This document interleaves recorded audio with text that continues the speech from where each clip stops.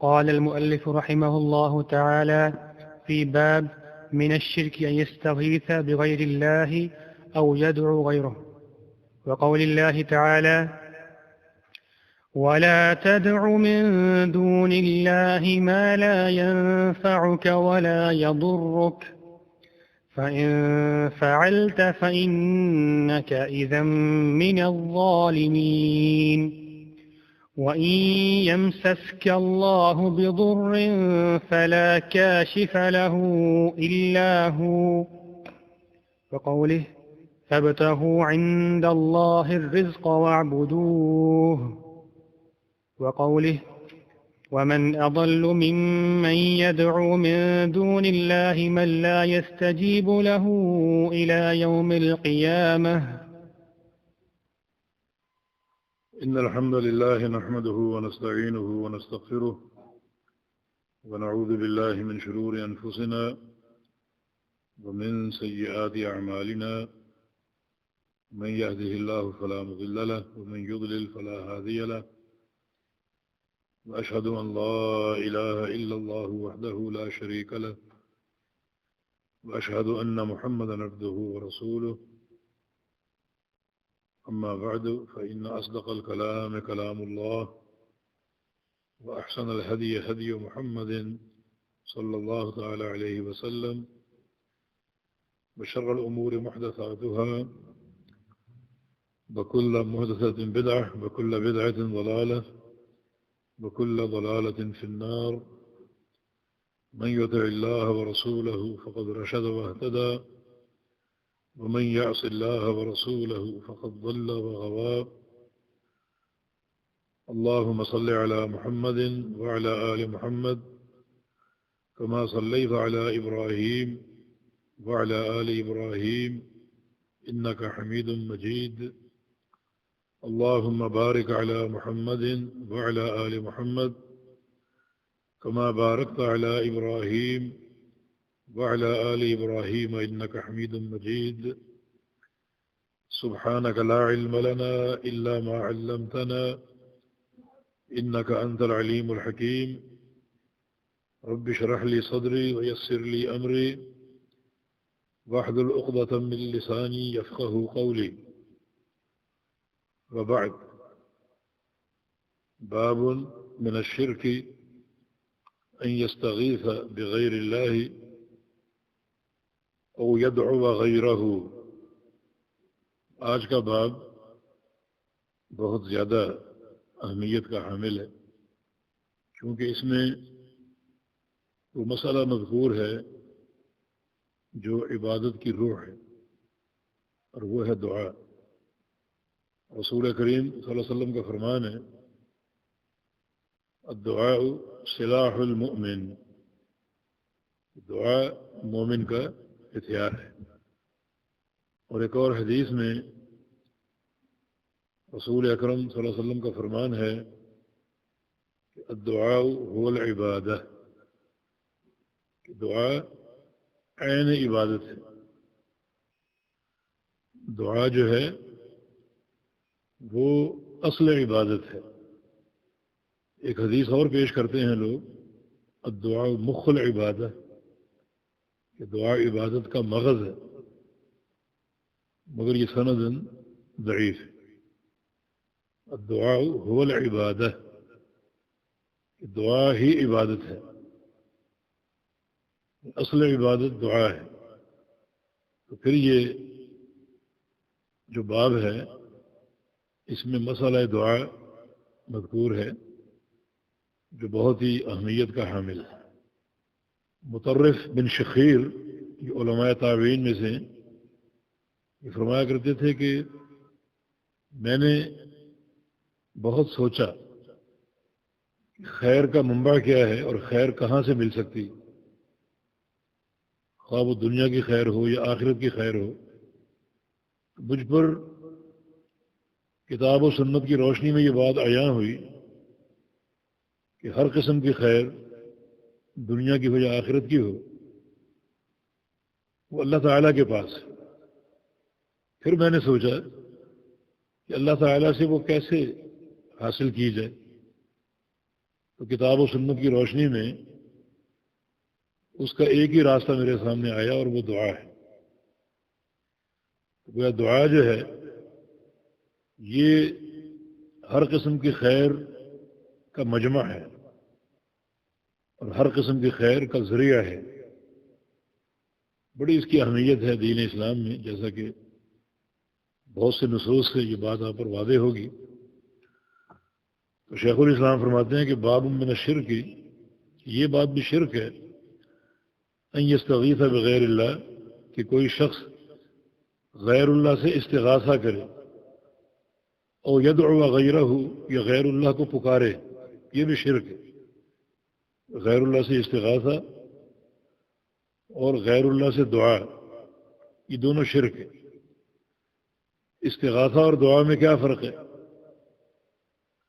استغاثہ کسی شر یا مکروہ چیز کو ٹالنے کے لیے دعا کرنا، کوئی مرض ہے یا اور کوئی تکلیف ہے، کوئی مصیبت ہے، کوئی مشکل ہے جو آن پڑے، تو اس کے ازالہ کے لیے دعا کرنا استغاثہ ہے۔ جبکہ دعا مطلق ہے، اس میں طلب خیر بھی ہے اور دفع شر بھی ہے۔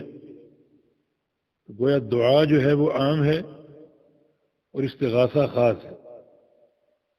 استغاثہ کا تعلق دفع شر سے ہے اور دعا کا تعلق ہر دفع شر اور ہر جلب خیر سے ہے۔ تو اس طرح ان یستغیث بغیر اللہ، اس میں خصوص ہے، یدعو وغیرہ میں عموم ہے۔ یہ جو او حرف عطف ہے، اس کو بولتے ہیں عطف العام علی الخاص، عطف العام علی الخاص۔ تو دعا جو ہے وہ عام ہے اور استغاثہ خاص ہے۔ دعا ہر سوال کو بولتے ہیں، خواہ وہ طلب خیر کے لیے ہو یا ازالہ شر کے لیے ہو، جبکہ استغاثہ ایک مخصوص دعا کا نام ہے جس میں اللہ تعالیٰ سے مکروہ اور شر کا دفع کرنا طلب کیا جائے۔ اور یہ دونوں توحید کے شعبے ہیں اور دونوں اللہ رب العزت کے لیے ہیں۔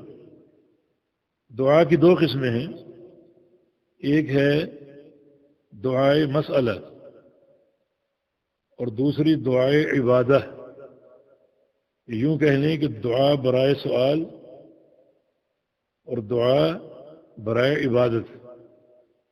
دعائے مسئلہ اللہ تعالیٰ سے دعائیں کرنا، سوال کرنا، طلب کرنا، دنیا کی نعمتیں، آخرت کی نعمتیں۔ اللہم انی اسألک الجنہ واعوذ بک من النار، یہ دعائے مسئلہ ہے۔ اور دعائے عبادت کرنا اور عبادت کے ذریعے طلب کرنا، جیسے نماز ہے، روزہ ہے۔ شریعت میں بہت سے ایسے امور عبادت ہیں جن کو رسول اللہ صلی اللہ علیہ وسلم نے طلب بھی قرار دی ہے، دعا بھی قرار دی ہے۔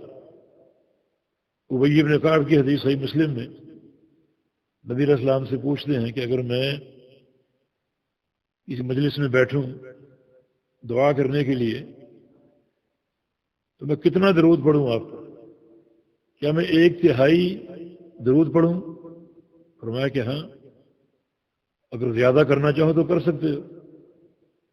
کہا کہ آدھا وقت درود پڑھتا رہوں؟ فرمایا کہ ہاں، زیادہ بھی پڑھ سکتے ہو۔ کہا کہ پوری مجلس درود ہی پڑھتا رہوں؟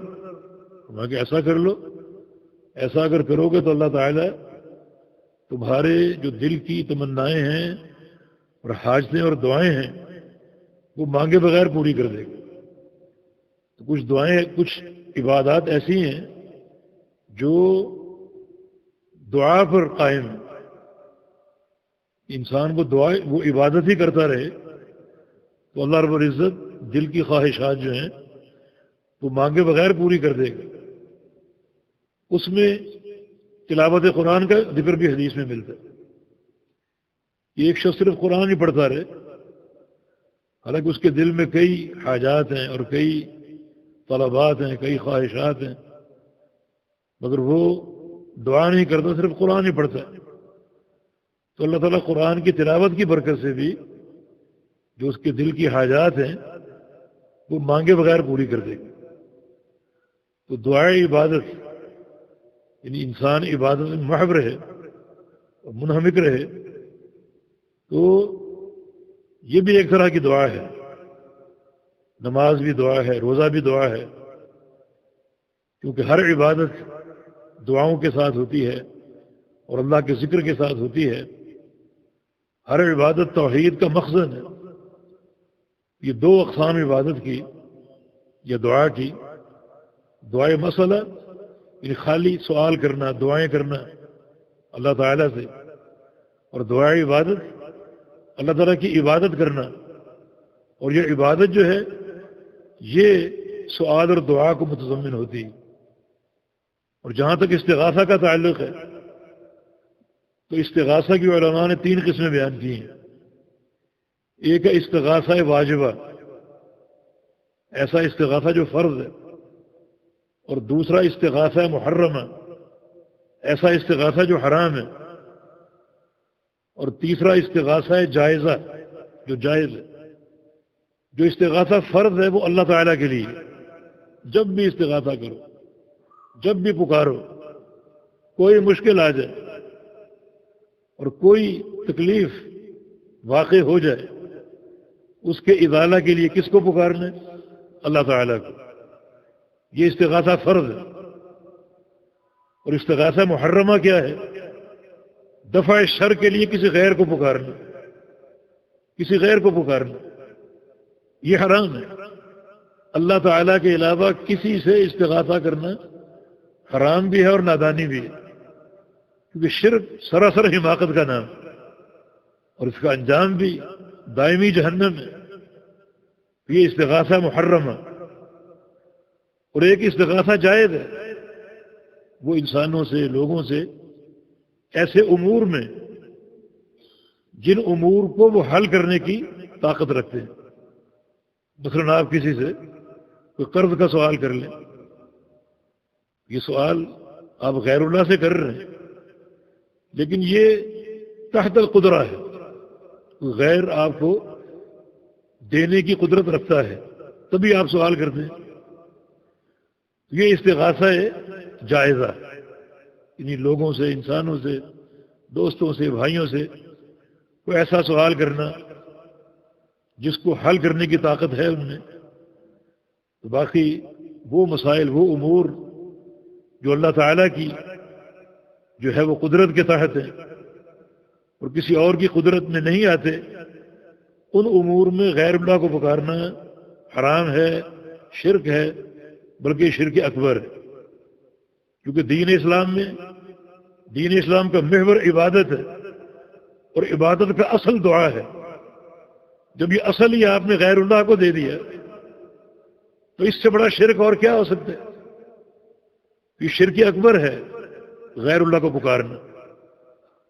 اس مسئلے میں بڑی سمجھ بوجھ کی، احتیاط کی اور آگے دعوت کی ضرورت ہے، کیونکہ آج ہمارے معاشروں میں غیر اللہ کو پکارا جاتا ہے مختلف طریقوں سے اور مختلف اسالیب سے۔ آگاہ کرنے کی ضرورت ہے کہ یہ شرک اکبر ہے، جس کا نتیجہ دائمی جہنم ہے، اور شرک اکبر یہ کفر کی اساس ہے۔ ایسا انسان کفر میں داخل ہو جائے تو بڑی یہ خطرناک وعیدیں ہیں جن سے بچاؤ کے لیے ضروری ہے کہ ہماری توحید خالص ہو، دعا بھی اللہ کے لیے ہو، اللہ تعالیٰ سے ہو، اور استغاثہ بھی اللہ تعالیٰ سے ہو۔ ایک لفظ استعانہ ہے، استعانہ اور دعا ایک ہی چیز ہے۔ استعانہ کا معنی مدد طلب کرنا، یہ مدد طلب خیر میں بھی ہو سکتی ہے اور دفع شر میں بھی ہو سکتی ہے، اس لیے استعانہ اور دعا ایک ہی چیز ہے، لیکن استغاثہ صرف شر کو ٹالنے کے لیے اور شر کو دفع کرنے کے لیے دعا کرنے کا نام ہے۔ تو باب من الشرک ان یستغیث بغیر اللہ اور یدعو غیرہ، یہ بات شرک ہے، یعنی شرک اکبر ہے کہ کوئی شخص غیر اللہ سے استغاثہ کرے یہ غیر اللہ کو پکارے اور دعا کرے۔ شیخ الاسلام نے جو پہلی آیت کریمہ ذکر کی ہے، اس سے بڑی اور کیا دلیل ہوگی؟ اللہ تعالیٰ اپنے نبی سے مخاطب ہے، اکرم الخلائق اور سید ولد آدم ہے، پوری کائنات میں سب سے افضل۔ وَلَا تَدْعُ مِن دُونِ اللَّهِ، اے محمد صلی اللہ علیہ وسلم مت پکاریے اللہ کے سوا کسی کو، مَا لَا يَنفَعُكَ وَلَا يَضُرُّكَ، جو نہ تو آپ کو نفع پہنچا سکتے ہیں نہ کوئی نقصان ٹال سکتے ہیں، مت پکاریے۔ یعنی مخاطب رسول اللہ صلی اللہ علیہ وسلم ہے، مگر مراد پوری امت ہے کہ غیر اللہ کو پکارنا ناجائز ہے۔ لا تدعو یہ نہیں کا صیغہ ہے، اور نہیں کے صیغے میں وجوب کا معنی ہوتا ہے، یعنی حتماً و قطعاً اللہ کے سوا کسی کو مت پکاری۔ اگر آپ نے ایسا کر لیا، کس نے؟ محمد رسول اللہ صلی اللہ علیہ وسلم، تو پھر کیا ہوگا؟ فَإِنَّكَ إِذًا مِّنَ الظَّالِمِينَ، تو آپ ظالموں میں سے ہو جائیں۔ یعنی اول خطاب رسول اللہ صلی اللہ علیہ وسلم سے، اگر آپ نے ایسا کر لیا تو آپ ظالموں میں سے ہو جائیں۔ حالانکہ رسول اکرم صلی اللہ علیہ وسلم حبیب اللہ بھی اور خلیل اللہ بھی، اللہ کے پیارے، اللہ کے دوست، اور خلیل وہ دوست ہوتا ہے جس کی دوستی میں کوئی خلل نہ ہو۔ اللہ تعالیٰ نے دنیا میں دو ہی خلیل بنائے ہیں، ابراہیم علیہ السلام اور محمد صلی اللہ علیہ وسلم۔ لیکن یہ بات نوٹ کر لو، جب قاعدے کی بات آئے گی، اصل کی بات آئے گی، تو اللہ تعالیٰ کسی کی محبت سے مجبور نہیں۔ یعنی حبیب اللہ، حبیب کبریا، خلیل اللہ تعالیٰ خطاب فرما رہا۔ اگر آپ نے ایسا کر لیا تو آپ ظالموں میں سے ہو جائیں۔ وَلَقَدْ أُوحِيَ إِلَيْكَ وَإِلَى الَّذِينَ مِنْ قَبْلِكَ لَئِنْ أَشْرَكْتَ لَيَحْبَطَنَّ عَمَلُكَ، اے محمد صلی اللہ علیہ وسلم آپ کی طرف وحی کی جا رہی، اور آپ سے قبل ہم ہر نبی کو بتا چکے ہیں، ہر نبی کو فرداً کہ اگر تم نے شرک کر لیا لَيَحْبَطَنَّ عَمَلُكَ، تمہارے تمام اعمال برباد ہو جائیں، تمام اعمال۔ حالانکہ نبیوں کے اعمال کیا ہوتے ہیں؟ نبیوں کے اعمال اپنی قوم کے لیے نمونہ ہوتے ہیں، آئیڈیل، مثال۔ لَقَدْ كَانَ لَكُمْ فِي رَسُولِ اللَّهِ أُسْوَةٌ حَسَنَةٌ، تمہارے لیے اسوہ اور نمونہ ہے اتنے قیمتی اعمال، مگر شرک کی ملاوٹ سے یہ بھی برباد ہو جائیں گے۔ یہاں بھی مخاطب رسول اللہ صلی اللہ علیہ وسلم ہے، لیکن اصل اشارہ پوری امت کی طرف ہے کہ جب ہم اپنے نبی سے یہ بات کہہ رہے ہیں تو تمہاری کیا حیثیت ہے؟ اگر تم شرک کرو گے ہم تمہیں چھوڑ دیں گے، معاف کر دیں گے۔ غیر اللہ کو پکارنے پر نبی ظالموں میں سے ہو جائے گا، تم چھوڑ دیے جاؤ گے، بچا لیے جاؤ گے، ہرگز نہیں۔ اس مسئلے کو نوٹ کر لو، یہ نہیں جو وجوب کے معنی میں کہ ایسا ہرگز نہیں کرنا، اللہ کے سوا کسی کو نہیں پکارنا، ورنہ تمہارا شمار ظالموں میں سے ہوگا، پھر قطعاً معاف نہیں کیے جاؤ گے۔ وَإِن يَمْسَسْكَ اللَّهُ بِضُرٍّ فَلَا كَاشِفَ لَهُ إِلَّا هُوَ، اگر آپ کو کوئی تکلیف پہنچتی ہے، یعنی محمد صلی اللہ علیہ وسلم کو اگر کوئی تکلیف پہنچتی ہے تو اس تکلیف کو کوئی نہیں ٹالنے والا، اس کا کوئی ازالہ کرنے والا نہیں، الا ہوا، سوائے اللہ تعالیٰ کی۔ یعنی محمد صلی اللہ علیہ وسلم بھی اپنی پہنچی ہوئی تکلیف کو ٹالنے پر قادر نہیں۔ یہ حسر کا انداز ہے کہ اسے کوئی نہیں ٹال سکتا سوائے اللہ کے۔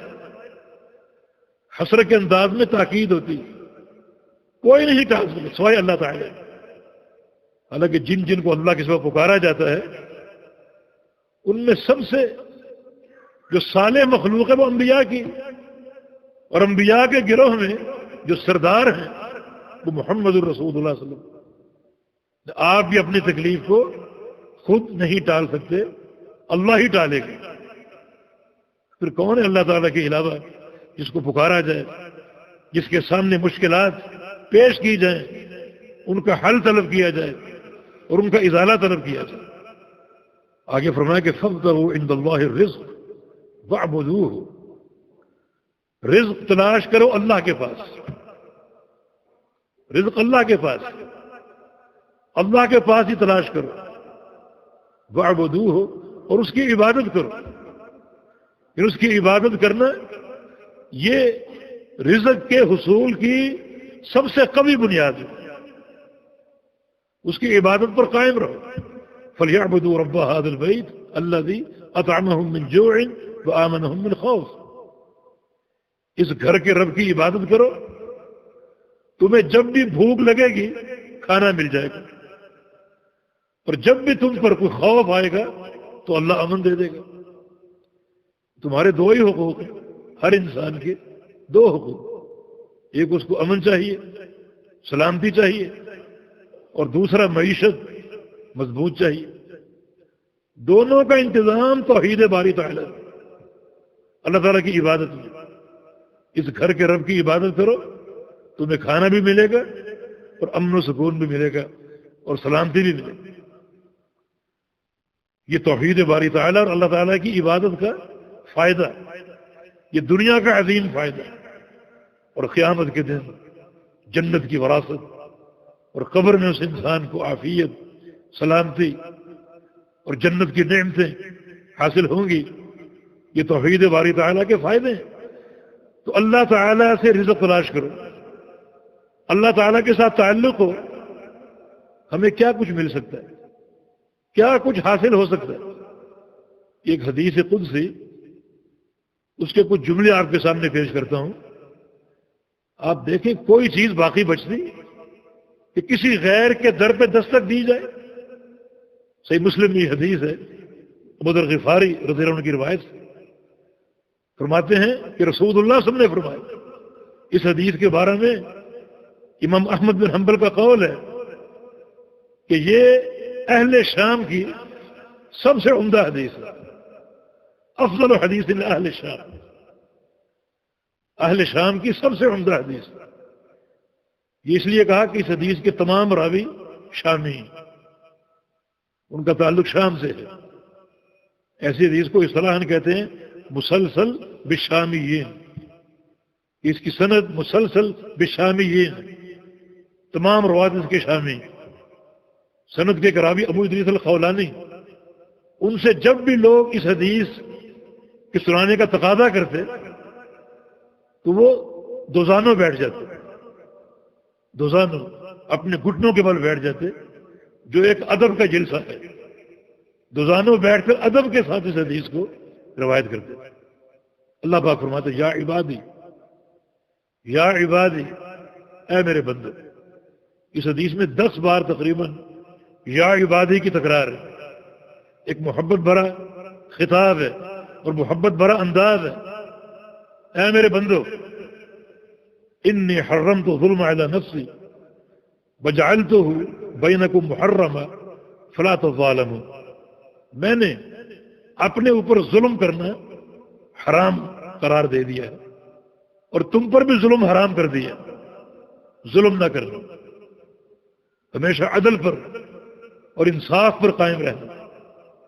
اس کا پہلا جملہ یا عبادی کلکم جائع الا من اطعمت فاستطعمونی اطعمکم، اے میرے بندو تم سب کے سب بھوکے ہو سوائے اس کے جسے میں کھلاؤں، میں کھلاؤں گا تو کھانا ملے گا، ورنہ تم بھوکے ہو، کوئی تمہیں ایک اناج کا ذرہ دینے پر قادر نہیں۔ فاستطعمونی، تو مجھ سے کھانا طلب کرو، اطعمکم، میں تمہیں کھلاتا رہوں۔ یا عبادی کلکم عار الا من کسوت، اے میرے بندو تم سب کے سب برہنہ ہو، ننگے ہو، الا من کسوت، سوائے اس کے جس کو میں لباس پہنا۔ فاستکسونی، مجھ سے لباس طلب کرو، اکسوکم، میں تمہیں لباس دوں۔ آپ ان باتوں کو شاید معمولی لے رہے ہوں گے کہ کھانا اور لباس تو متوفر ہے ہمارے پاس، اناج کے ڈھیر لگے ہوئے اور کپڑے بھی ایک سے ایک جوڑے موجود ہیں، میرے بھائی یہ سب اللہ کی عطا ہے. اگر آپ تھوڑا سا غور کریں، ایک دن آنے والا ہے، اس دن آپ ایک اناج کا دانہ کما کر دکھائیں، حاصل کر کے دکھائیں، وہ قیامت کا دن. انکم تحشرون الی اللہ حفاۃ عراۃ غرلا، تم سب کے سب اٹھائے جاؤ گے بالکل برہنہ بے لباس. لاؤ پھر لباس کہاں سے لاتے؟ اللہ کی عطا سے ملے گا. بڑا خطرناک دن ہے وہ.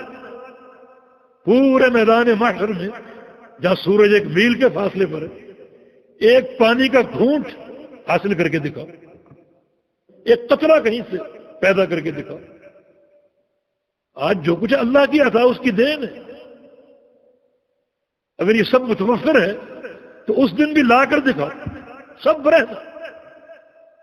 ام المومنین نے پوچھا اذن ينظر بعضهم الى بعض، یا رسول اللہ صلی اللہ علیہ وسلم اگر سب رہنا ہوں گے، مرد بھی عورتیں بھی، تو لوگ ایک دوسرے کو دیکھیں گے. ایسا نہیں، الامر افظع، معاملہ اتنا سنگین ہوگا کہ لوگوں کو اس طرف کوئی ہوش ہی نہیں ہوگا. یہ قیامت کا دن. ایک اناج کا دانہ، ایک قطرہ پانی کا لا کر دکھاؤ، لباس پہن کے دکھائے. ثابت کیا ہو رہا کہ اللہ کی دین ہے. سورج ایک میل کے فاصلے پر کہیں گھونٹ ہے پانی کا، صرف ایک حوض نظر آ رہا ہے، محمد رسول اللہ صلی اللہ علیہ وسلم. آج سوچ لو اور طے کر لو اس حوض کے پانی کی قیمت کیا ہے. اس قیمت کی تیاری کرو. اگر آپ پوچھیں کہ کیا ہے تو میں کہوں گا حوض کوثر کے پانی کی قیمت نبی علیہ السلام کی سنت کی اتباع ہے. بیٹھو آج گوشہ تنہائی میں، صحیح بخاری ہمارے سامنے، نبی علیہ السلام کی سنتوں کی صحیح کتاب جس پر پوری دنیا کا اتفاق ہے. تھوڑا سا غور کرو. ہماری نمازیں سنت کے مطابق ہیں، سنت کے مطابق ہیں یا گھر اور ماں باپ کے طریقے کی؟ ایک ایک عمل پر حوض کوثر سے دھتکار دیا جائے گا ان لوگوں کو جن کے عمل میں بدعت ہو. یہ جو حدیث ہے کہ تم سب بھوکے ہو، پیاسے ہو، برہنہ ہو، ننگے ہو، جسے میں دوں گا اسے کھانا ملے گا، جسے میں لباس دوں گا اسے لباس ملے گا. اس کا اندازہ اس دن پر لگائیے. اس دن کہاں سے لاؤ؟ یہ اللہ ہی کی عطا ہے. ان اول من یکسا یوم القیامت ابراہیم، قیامت کے دن سب سے پہلے جنت کا لباس جس شخصیت کو پہنایا جائے گا وہ ابراہیم علیہ السلام. اللہ کی عطا سے ملے گا، اللہ پہنائے گا تو ملے گا. ابراہیم خلیل اللہ بھی اپنا لباس ساتھ لانے پر قادر نہیں، اللہ کے پہنانے سے ان کو حاصل ہوگا. یہ حدیث قدسی بڑی قابل غور. اللہ تعالیٰ سے کیا کچھ ہم حاصل کر سکتے ہیں. اور آگے فرمایا کہ یا عبادی کلکم ضال الا من ہدیت فاستہدونی اہدکم، میرے بندو تم سب گمراہ ہو، سب گمراہ ہو سوائے اس انسان کے جسے میں ہدایت دوں. ہدایت میں ہی دوں گا. فاستہدونی، مجھ سے طلب ہدایت کرو، اہدکم، میں تمہیں ہدایت دوں گا. اہدنا الصراط المستقیم، یا اللہ ہمیں صراط مستقیم کی ہدایت دے دو. اور اگر دے دی ہے تو اس پر قائم رکھ، اس پر استقامت دے دے، کیونکہ ان القلوب بین الاصبعین من اصابع الرحمن یقلبها کیف یشاء. سارے انسانوں کے دل اللہ تعالیٰ کی 2 انگلیوں کے بیچ میں اللہ جب چاہے پھیر دے، ہدایت سے دور کر دے. تو شیخ الاسلام فرماتے ہیں جب نماز میں یہ دعا پڑھو، ابن تیمیہ کا قول کہ جب نماز میں یہ دعا پڑھو تو 2 نیتیں لے کر پڑھو. ایک، ہدایت دے دے، عطا فرما دے. اگر ہم میں کوئی گمراہی ہے کسی عمل میں، عقیدے میں، عمل میں، فضائل میں، رغائب میں، ہمیں پوری ہدایت دے. اور اگر ہدایت ہے تو دوسری نیت یہ کہ اس پر قائم رکھ، اس پر ہمیشگی عطا فرما دے. یہ ہدایت تا دم حیات ہے.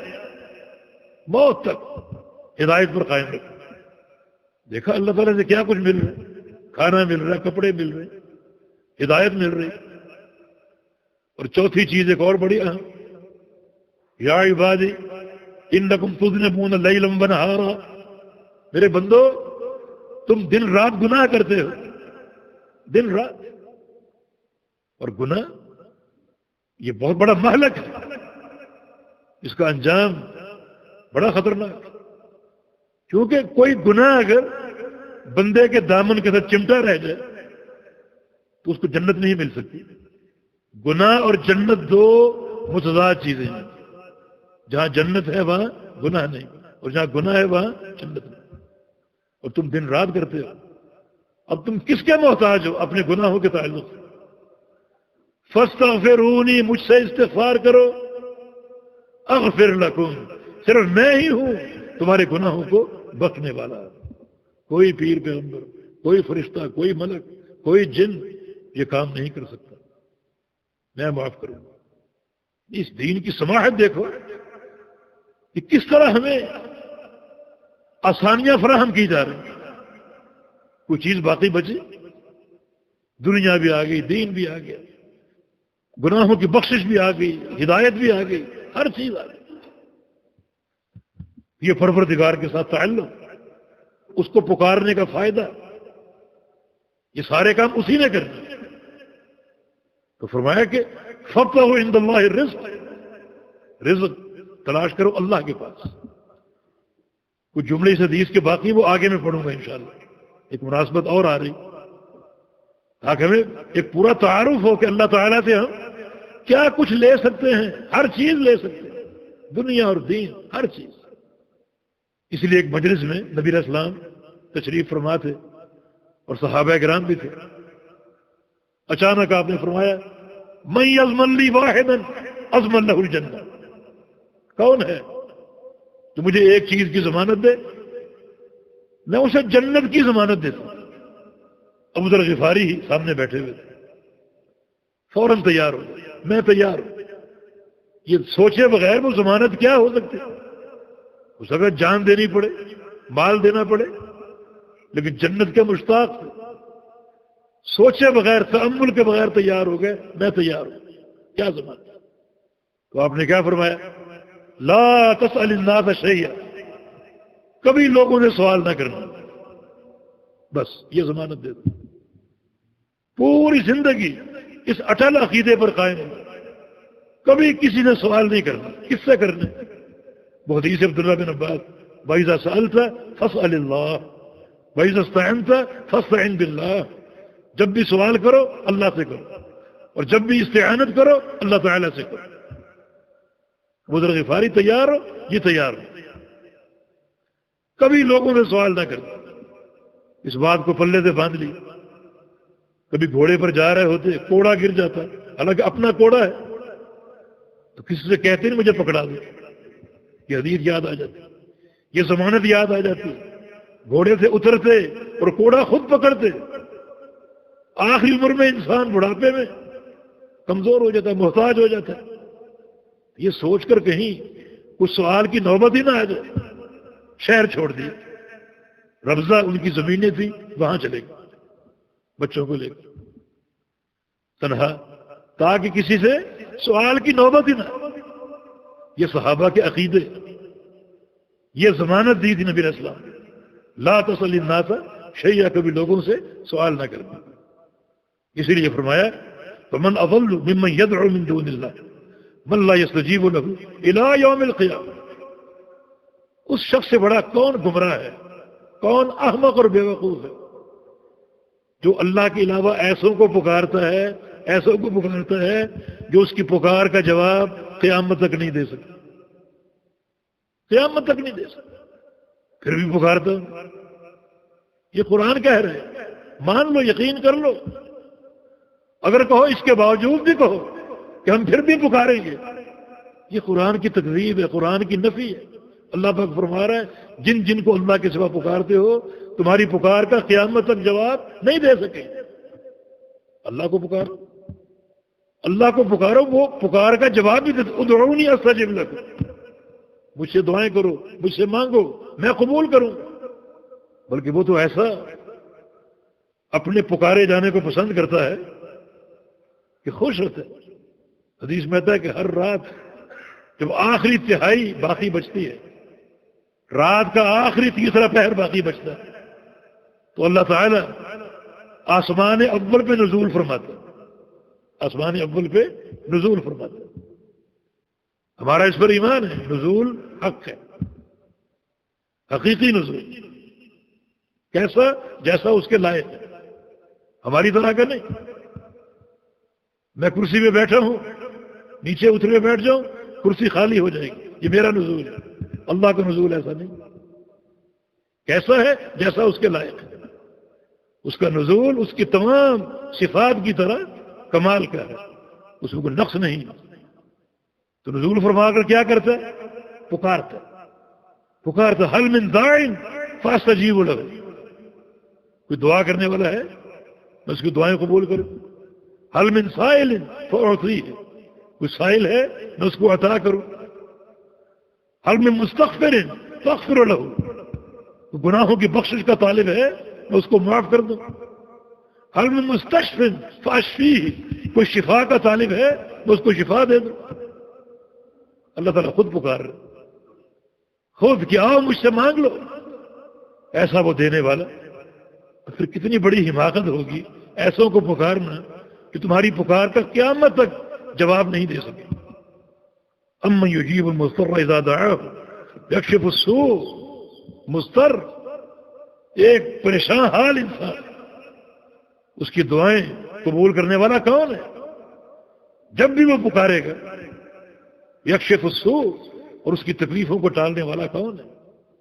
اس کے نقصانات کا ازالہ کرنے والا کون ہے؟ صرف اللہ رب العزت.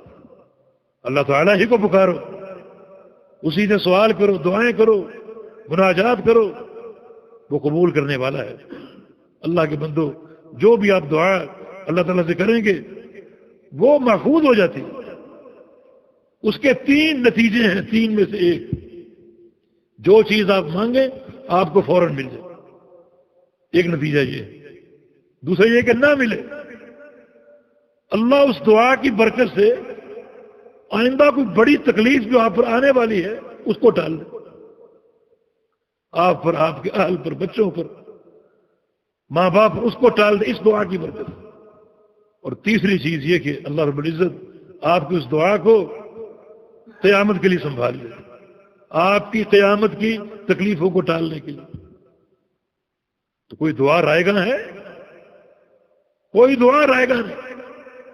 بس توحید کی اساس پر ہو، سچے عقیدے کی معرفت کے ساتھ ہو، لا الہ الا اللہ کی بنیاد پر ہو، تو کوئی دعا رائے گا نہیں جاتی.